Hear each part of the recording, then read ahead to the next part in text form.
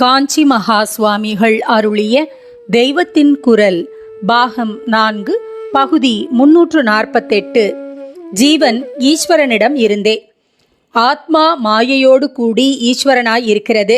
ஆத்மாவே மாயையால் ஜீவதசையை அடைந்திருக்கிறது என்பதில் அத்வைதிகளுக்கு ஒரே அபிப்பிராயம்தான்.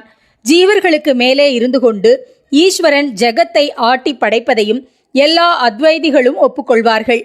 ஆனால் ஜீவன் ஈஸ்வரனில் இருந்துதான் தோன்றினான், ஜீவ தோற்றத்தை ஈஸ்வரன்தான் ஏற்படுத்துகிறான் என்று அவர்களில் எல்லோரும் தீர்மானமாக சொல்வதில்லை. அதாவது பிரம்மம் முதலில் மாயையோடு கூடி ஈஸ்வரனாகி அப்புறம் அந்த ஈஸ்வரன் ஜீவனை உண்டாக்குகிறான் என்று சொல்லாமல், ஆத்மாவே மாயையால் ஜீவனாய் இருக்கிறது, ஈஸ்வரனுமாயும் இருக்கிறது என்று மட்டும் சொல்லி விட்டு விடுவதும் உண்டு. ஆனால் பகவத்கீதையில் புருஷோத்தம யோகத்தில் ஸ்பஷ்டமாகவே இப்படி சொல்லி இருக்கிறார். புருஷோத்தமன் என்று தன்னையே தான் காட்டி சொல்கிறார்.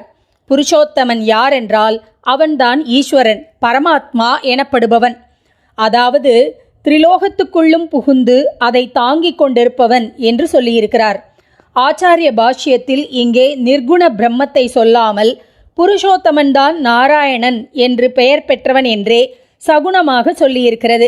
இப்படிப்பட்ட ஈஸ்வரனாக இருந்து கொண்டு பகவான் என்ன சொல்கிறார் என்றால், நித்தியனான என்னுடைய அம்சமே ஜீவலோகத்தில் ஜீவனாக தோன்றி பிரகிருதியிலே இருப்பு கொண்ட மனசையும் பஞ்சேந்திரியங்களையும் தனதாக இழுத்து வைத்து கொண்டிருக்கிறது என்கிறார்.